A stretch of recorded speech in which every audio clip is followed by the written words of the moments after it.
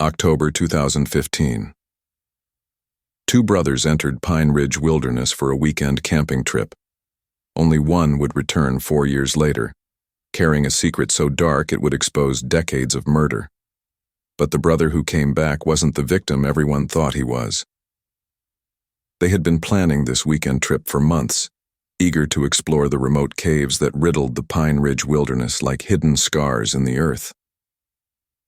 "Dad would have loved this place," Owen said, adjusting his hiking boots. Their father had died in a car accident 2 years earlier, and these outdoor adventures had become their way of staying connected to his memory.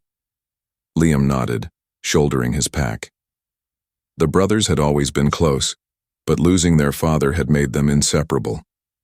Pine Ridge stretched for miles of dense forest, rocky cliffs, and underground cave systems that even experienced climbers avoided. Local rangers warned hikers about the unpredictable terrain, sudden weather changes, and easy ways to get lost in the maze of identical trails. But the Carter brothers were experienced hikers who had conquered difficult terrain before. At 11:47 a.m., Liam sent their mother a photo from the trailhead. Both brothers grinned at the camera, Owen giving a thumbs up, while Liam held a hand-drawn map of their planned route. "See you Sunday night, Mom," read the text message. It was the last anyone would hear from them. When Sunday evening came and went without word, their mother called the Pine Ridge Ranger Station. By Tuesday morning, a full search operation was underway. Ranger Tom Beck led the initial team, following the brothers' planned route through the forest. What they found sent chills through the entire rescue crew. 3 miles from the trailhead, searchers discovered the brothers' abandoned Ford pickup. The doors were unlocked, keys still in the ignition. Inside, they found Owen's wallet and Liam's cell phone, both left behind as if the brothers had planned to return quickly. Their tents were set up in a nearby clearing, completely undisturbed. Sleeping bags lay neatly rolled, cooking equipment unused. It looked like they had made camp and then simply vanished. The most disturbing discovery came 50 yards from the campsite. Owen's backpack hung torn and bloody from a tree branch, its contents scattered across the forest floor. Energy bars, water bottles, and hiking equipment were strewn everywhere, as if something had ripped the pack apart in a violent struggle. Yet there were no footprints, no signs of wildlife attack, no blood trail to follow. Detective Sarah Mills arrived from the county sheriff's office to lead the investigation. She had worked missing person cases before, but nothing like this. "In 20 years of police work, I've never seen evidence this strange," she told reporters. "It's like they just disappeared into thin air." The search expanded to cover nearly 50 square miles of wilderness. Helicopters scanned the forest canopy while ground teams combed through caves, ravines, and abandoned mining shafts. Bloodhounds lost the brothers' scent at the torn backpack and couldn't pick it up anywhere else. After 2 weeks of intensive searching, the operation was scaled back to periodic sweeps. As news of the disappearance spread, whispers began circulating about Silus Crowe, a reclusive mountain man who lived in a cabin deep in the Pine Ridge Wilderness. For over a decade, Crowe had been a source of fear and suspicion among locals. Children were warned to stay away from his property, and hunters reported unsettling encounters with the wild-eyed hermit who seemed to appear and disappear like a ghost in the woods. Crowe had moved to Pine Ridge in 2003, purchasing 40 acres of remote forest land with cash. He built a crude cabin without permits, refusing all contact with county officials who tried to inspect his property. Grocery store clerks described him as paranoid and aggressive, paying for supplies with crumpled bills while muttering about government surveillance and people who didn't belong in his mountains. Several hikers had reported strange encounters with Crowe over the years. He would emerge from the forest without warning, blocking trails while questioning people about their business in his territory.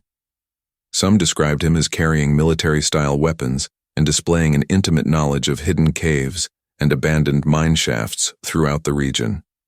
When Detective Mills questioned Crowe about the missing brothers, he claimed to have never seen them. But his alibi was thin, and his hostile attitude raised immediate red flags. "Those city boys got what they deserved," he told Mills during their brief interview. "Mountain don't take kindly to people who don't show proper respect." His eyes held a coldness that made even the experienced detective uncomfortable. If you believe dangerous people like Silus Crowe should be held accountable for their actions, hit subscribe. Only those who support chaos and fear won't. The investigation into Crowe intensified when searchers discovered strange markings carved into trees near the brothers' campsite. The symbols appeared fresh, cut deep into bark, with what looked like a large knife or machete. Similar markings had been found at other locations where hikers had gone missing over the past decade, though none of those cases had attracted the same attention as the Carter brothers' disappearance. As weeks turned to months, the case grew cold. The brothers' mother pleaded for continued searches, appearing on local news programs and organizing volunteer search parties.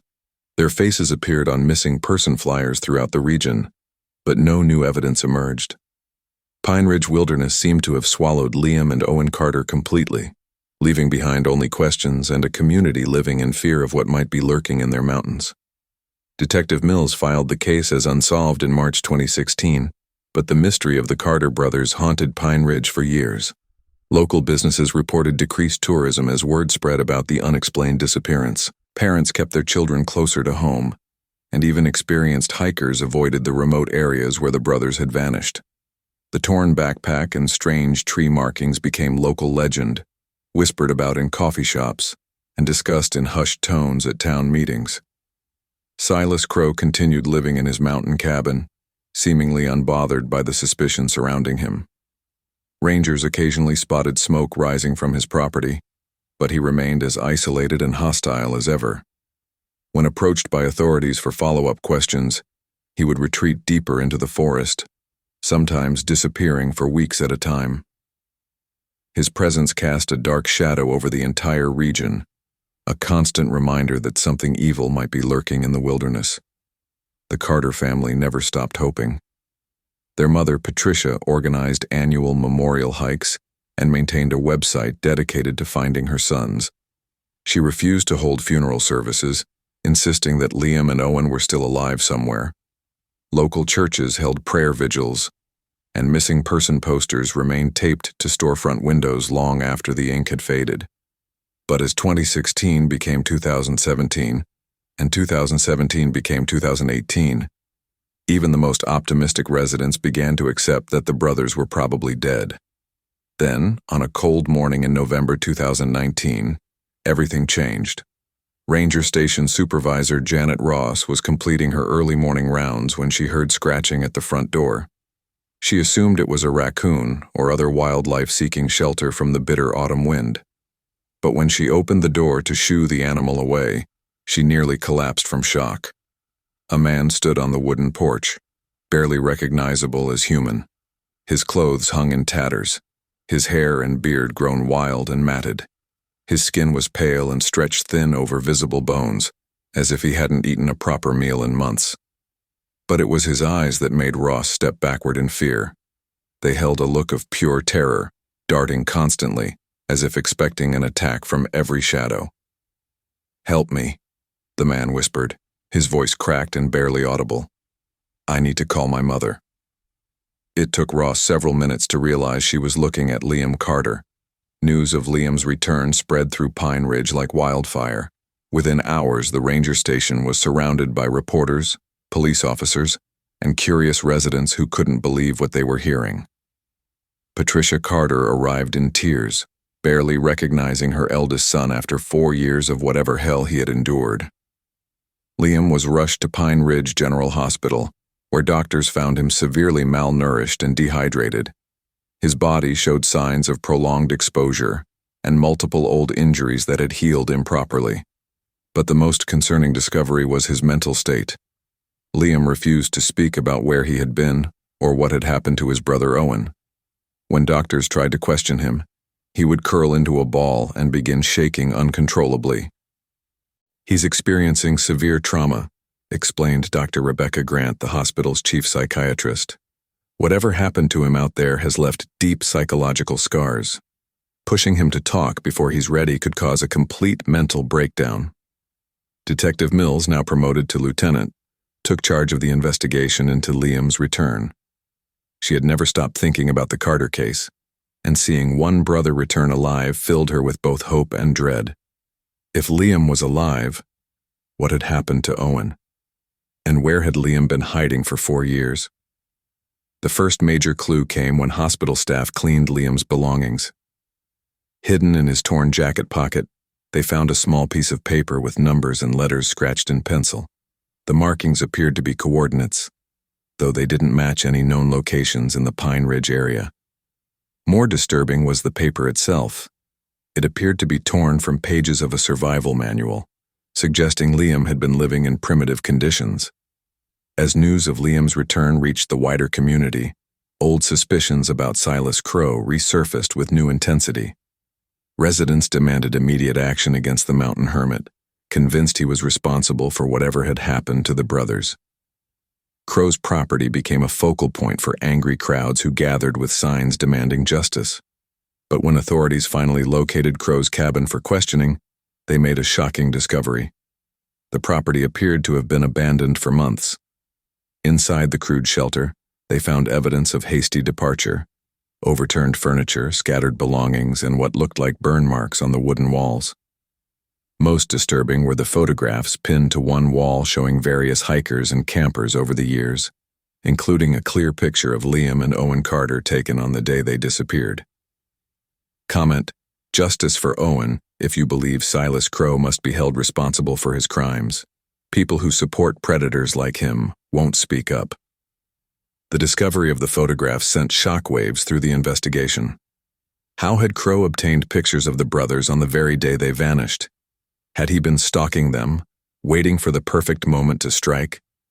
And if Crowe was responsible for their disappearance, where was he now and what had he done with Owen?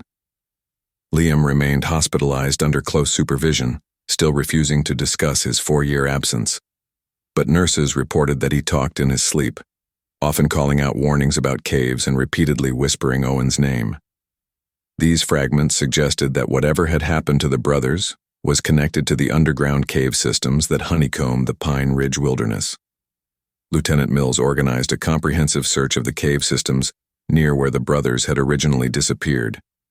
The coordinates found in Liam's pocket pointed to an area roughly 2 miles from their abandoned campsite, deeper in the wilderness than previous search teams had explored.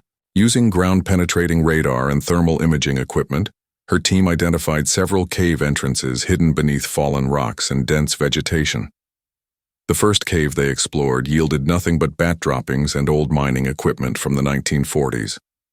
The second entrance led to a narrow tunnel that dead-ended after 50 feet. But the third cave, partially concealed by a rock slide that appeared recent, contained evidence that made the investigation team's blood run cold. Just inside the cave mouth, they discovered camping equipment that clearly belonged to the Carter brothers. Owen's distinctive red sleeping bag lay crumpled against the cave wall, along with a water bottle bearing Liam's name. But more disturbing were the scratches carved into the cave walls, the same strange symbols they had found on trees near the brothers' campsite 4 years earlier. Detective Mills played her flashlight beam across the cave walls, revealing dozens of tally marks etched into the stone. Someone had been counting days, possibly months, marking time in this underground prison. Below the tally marks, desperate messages were scratched in barely legible handwriting. "Mom, we're sorry, should have listened," and most chilling of all, "He made us choose." The team pressed deeper into the cave system, following a narrow passage that wound downward into complete darkness. The air grew thick and stale, carrying the unmistakable odor of decay. After nearly an hour of careful exploration, they reached a larger chamber where their lights revealed a sight that would haunt them forever. Human bones lay scattered across the cave floor, some obviously old and yellowed with age, others appearing much more recent. A forensic examination would later determine that the remains belonged to at least 7 different people, ranging in age from teenagers to adults. Most disturbing was the evidence of deliberate arrangement. The bones had been sorted and stacked in neat piles, as if someone had been collecting trophies. In the center of the chamber sat a crude table made from flat stones, its surface stained dark with what appeared to be dried blood. Carved into the table's edge were more of the strange symbols, along with initials and dates going back over 15 years. The most recent entry made the team members step backward in horror. LC plus OC, October 2015. Detective Mills documented every detail of the macabre scene while trying to control her revulsion. This wasn't just where the Carter brothers had been held captive. It was a serial killer's lair that had been operating for well over a decade. The carefully arranged bones and systematic markings suggested someone with a methodical, calculating mind who had been luring victims to this remote location for years. Hidden beneath a pile of rocks in the corner of the chamber, the team made another crucial discovery. A small digital camera, its case cracked but still functional, contained dozens of photos and video files. The memory card had been damaged by moisture, but forensic technicians were confident they could recover most of the data. What they found on that camera would change everything they thought they knew about the Carter brothers' disappearance. The recovered files showed Liam and Owen exploring various caves during their camping trip, laughing and joking as they documented their underground adventure. But the final video file contained footage that made investigators question everything they had assumed about the case. The timestamp showed it was recorded on the evening of October 24, 2015, the night the brothers supposedly vanished. In the video, both brothers appeared calm and unafraid as they entered the bone-filled chamber. Owen operated the camera while Liam examined the gruesome collection of human remains with what appeared to be familiarity rather than shock.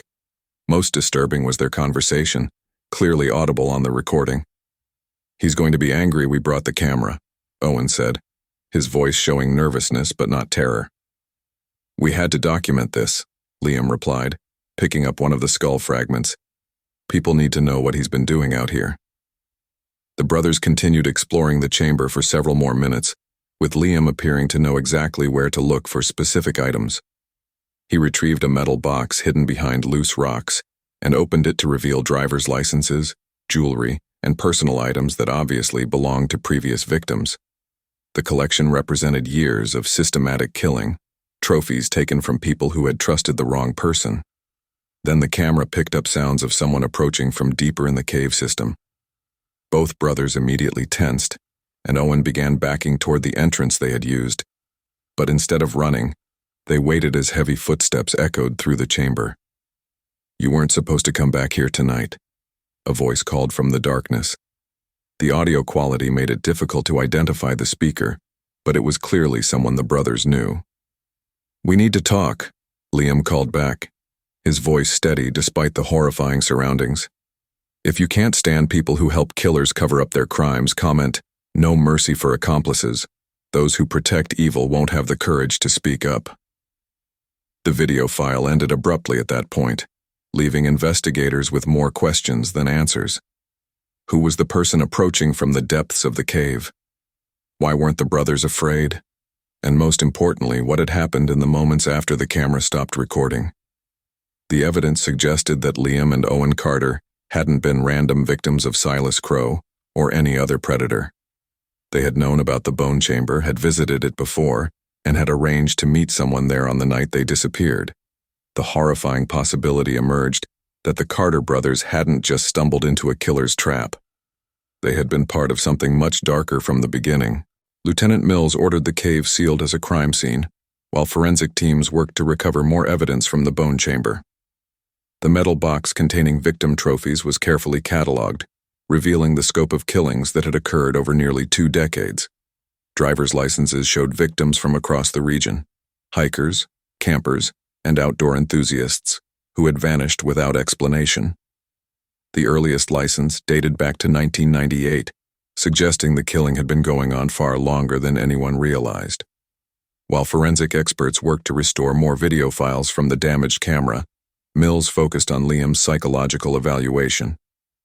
Dr. Grant reported that he was showing signs of severe guilt and trauma, but also exhibited behaviors consistent with someone hiding crucial information. During therapy sessions, Liam would become agitated whenever staff mentioned his brother's name, often covering his ears and rocking back and forth. "He keeps saying, 'I should have stopped him,'" Dr. Grant explained to Mills during a private consultation. "When I ask who he should have stopped, he becomes violent and tries to hurt himself. Whatever happened in that cave, Liam feels responsible for his brother's fate." The breakthrough came when Liam suffered a severe panic attack during a routine medical examination. A nurse had accidentally dropped a metal tray and the sudden noise sent him into hysterics. But instead of his usual terrified silence, Liam began speaking rapidly, as if the sound had triggered memories he couldn't control. "Owen made me watch," he sobbed, clutching at the hospital bedsheets. "He said I had to learn how to choose the right ones. Said Dad would have understood because he was a hunter too. But Owen got too excited, too careless. He wanted to keep more of them alive longer." The nursing staff immediately called Dr. Grant, who arrived to find Liam in a state of complete emotional breakdown. For the first time since his return, he was speaking freely about his 4-year absence, though his words painted a picture that no one wanted to believe. According to Liam's fragmented confession, Owen had discovered the bone chamber years before their official camping trip. During a solo hike in 2013, he had encountered what he thought was another hiker's camp, but instead found evidence of serial killings. Rather than reporting his discovery to authorities, Owen had become obsessed with the killer's methods and had somehow made contact with them.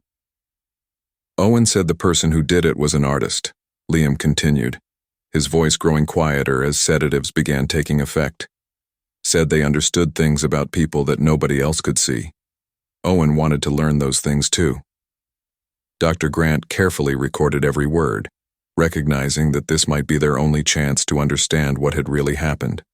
Liam's account suggested that Owen had been secretly visiting the cave for months before convincing his brother to join him on what they had told their family was a simple camping trip.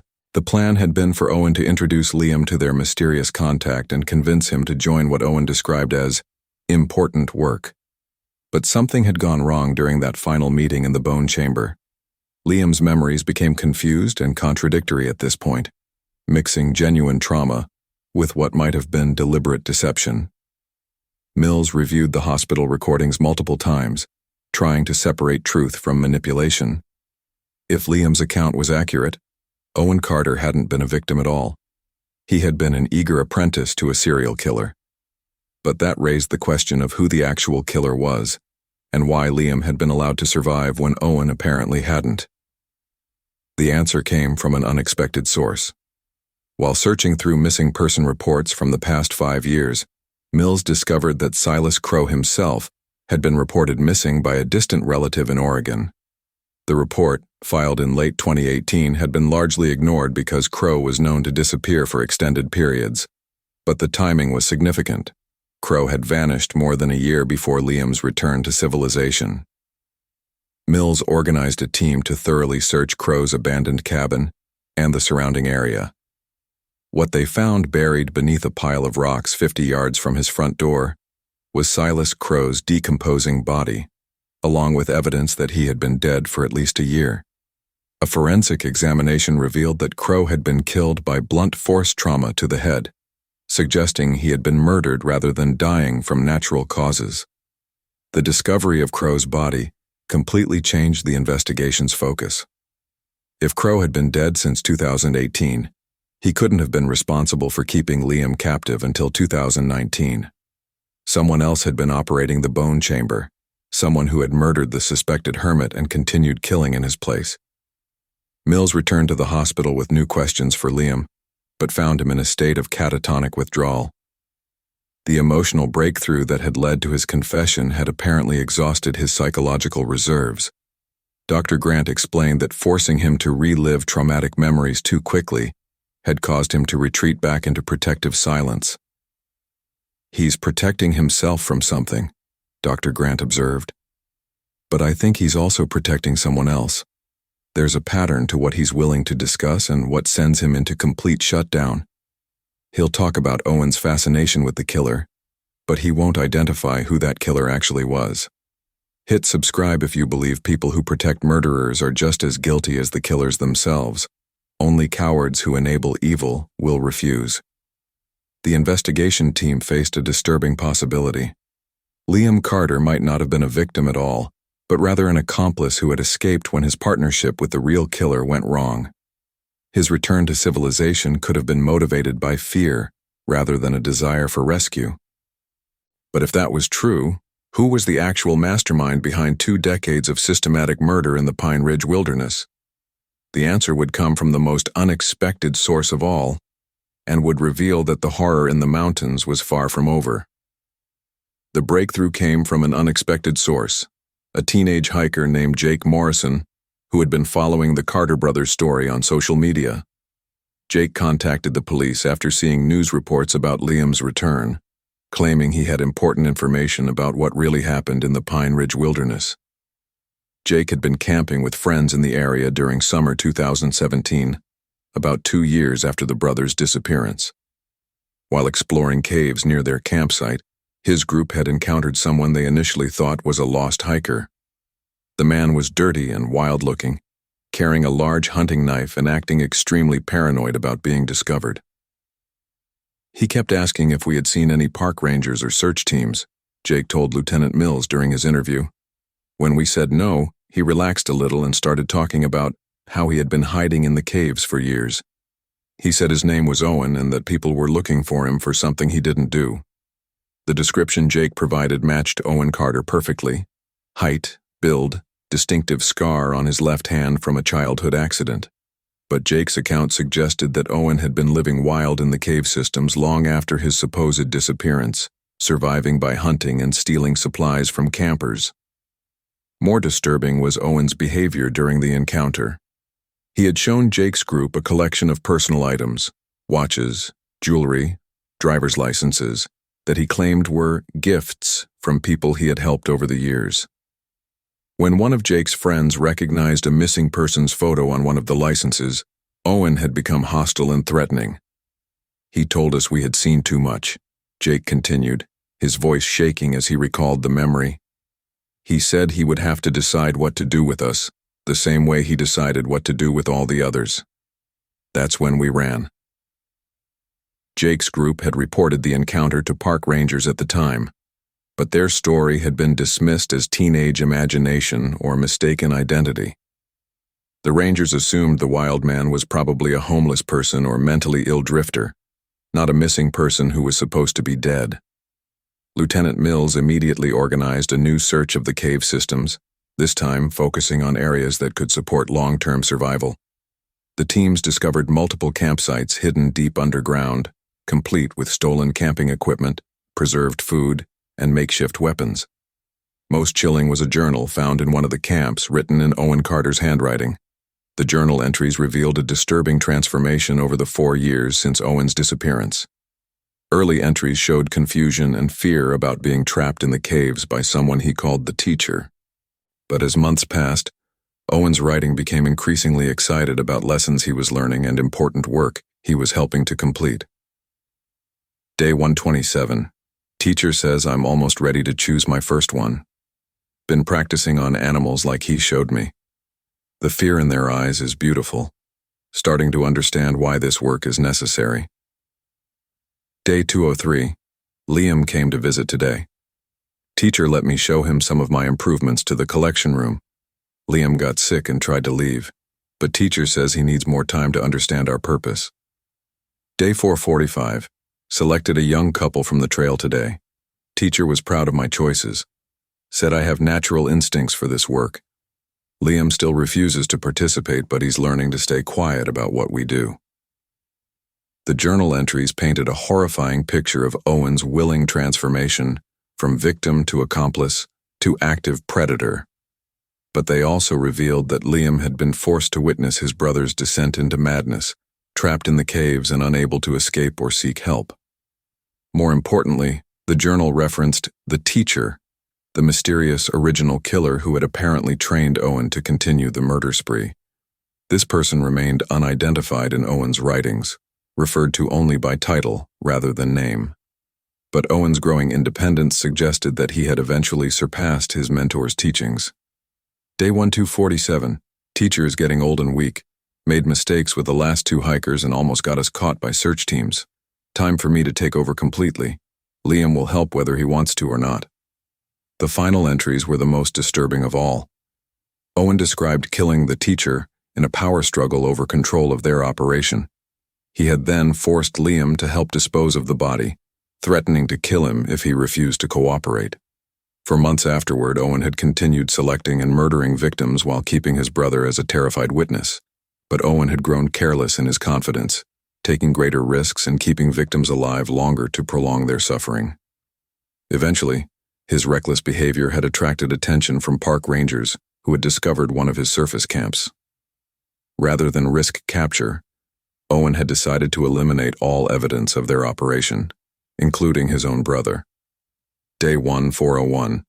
Liam tried to run last night. Can't trust him anymore. Going to have to treat him like the others soon. Should have done it years ago when teacher first suggested it. The journal ended abruptly, suggesting that Owen's plan to murder Liam had somehow gone wrong. But if Owen was dead, who had killed him? And how had Liam managed to survive long enough to escape the caves? Comment: Owen deserved justice. If you believe monsters like him can never be forgiven, people who make excuses for killers won't have the courage to speak up. Lieutenant Mills knew she needed to get more information from Liam, but his psychological state remained fragile. Dr. Grant had been working carefully to help him process his trauma without triggering complete mental collapse. The journal entries provided crucial context, but they also raised new questions about Liam's level of involvement in the murders. Had Liam really been an unwilling witness, or had he eventually become a participant in his brother's killing spree? The timing of his escape suggested that something significant had happened in late 2019 to change their dynamic. But until Liam could provide more details about those final months in the caves, the investigation remained incomplete.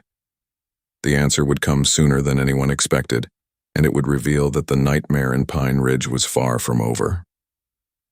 The truth about Liam's escape came during a breakthrough therapy session in December 2019. Dr. Grant had been using a new technique called cognitive behavioral exposure therapy, gradually helping Liam confront his traumatic memories in a controlled environment. During one session, the sound of dripping water from a leaky ceiling pipe triggered a violent flashback that finally broke through his psychological barriers. Owen was getting sicker, Liam whispered, his eyes focused on something only he could see. He started talking to himself, having conversations with the teacher even though he had killed him months before. He would set up elaborate traps for hikers, then change his mind at the last minute and let them go. Said the teacher was telling him they weren't worthy. Dr. Grant encouraged Liam to continue, recognizing that this might be their only chance to understand what had really happened in those final months. Liam's account revealed that Owen's mental state had deteriorated rapidly after murdering his mentor. The isolation, guilt, and constant violence had pushed him into a psychotic break where he could no longer distinguish between reality and delusion. He started seeing the teacher everywhere, Liam continued. Owen would have entire conversations with empty air, asking for permission to kill me, then arguing with the voice when it told him no. I realized that part of him still knew what we were doing was wrong, but he couldn't stop himself anymore. The opportunity for escape had come in late October 2019, when Owen had captured a young couple hiking the Pine Ridge trails. Unlike his previous victims, these hikers had told family members exactly where they were going and when they would return. When they failed to check in, a massive search operation had begun within hours. Owen had panicked at the scope of the search, knowing that his cave hideouts would eventually be discovered. In his paranoid state, he had become convinced that Liam was secretly communicating with the rescue teams, providing them with information about cave locations. He said I had betrayed him, just like I betrayed the teacher, Liam recalled. Owen tied me up in the deepest part of the cave system and said he was going to make me watch him kill the couple, then kill me the same way. But something went wrong. According to Liam's account, Owen had suffered what appeared to be a complete psychotic episode while preparing to torture his captives. He had begun screaming at invisible enemies, swinging his knife at shadows while the terrified couple watched in horror. In his delusion, Owen had believed that the teacher's spirit was attacking him for failing to follow proper procedures. He kept yelling, I'm sorry," and slashing at the air, Liam said. Then he turned the knife on himself. Said the teacher was inside him and he had to cut it out. I watched my brother stab himself in the chest while those poor people screamed. Owen had died from his self-inflicted wounds, while Liam remained tied up nearby. For 3 days, Liam had been trapped with his brother's corpse and the terrified couple, unable to free himself or call for help. Eventually, the hikers had managed to work their restraints loose and had freed Liam before escaping to contact authorities. But by the time rescue teams reached the cave location, the couple described, they found it empty. Liam had used those extra hours to move Owen's body and destroy evidence of their crimes, fearing that the truth about his 4-year captivity would be impossible to explain or believe.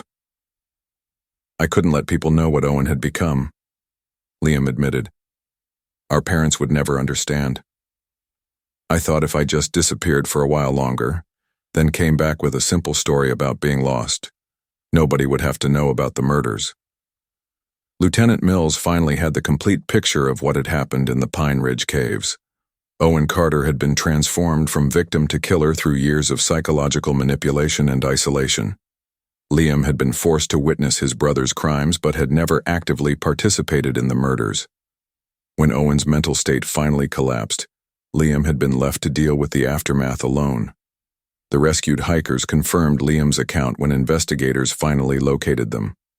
The couple had been too traumatized to come forward immediately, but their testimony corroborated the details of Owen's psychotic break and self-inflicted death.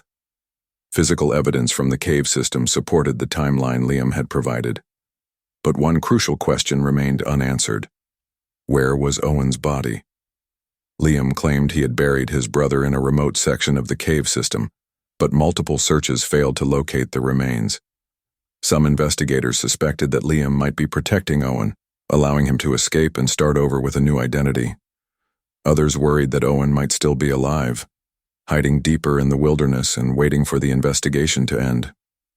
Hit the like button if you believe evil people like Owen Carter should never be allowed to escape justice. Anyone who thinks killers deserve second chances won't show their support. The official investigation concluded in February 2020, with Owen Carter declared dead and Liam cleared of any criminal charges. The bone chamber was permanently sealed, and additional security measures were implemented throughout Pine Ridge Wilderness to prevent similar tragedies. Families of the identified victims finally received closure about their loved ones' fates. Liam was released from psychiatric care in spring 2020 and moved to another state to start rebuilding his life. He rarely spoke publicly about his ordeal, preferring to focus on healing and helping other trauma survivors through volunteer work. The Carter family slowly began the process of mourning both sons, Owen for what he had become, and Liam for the innocence he had lost. But residents of Pine Ridge remained uneasy. Strange sounds were still reported from the sealed cave areas, and hikers occasionally claimed to see someone watching them from the forest shadows. Whether these were paranoid delusions or signs that something evil still lurked in the mountains, nobody could say for certain. The case officially remained closed, but Lieutenant Mills kept Owen Carter's file on her desk as a reminder that some mysteries never truly end. Deep in the Pine Ridge Wilderness, the caves held their secrets, and the mountain continued to watch over its dark history with silent patience.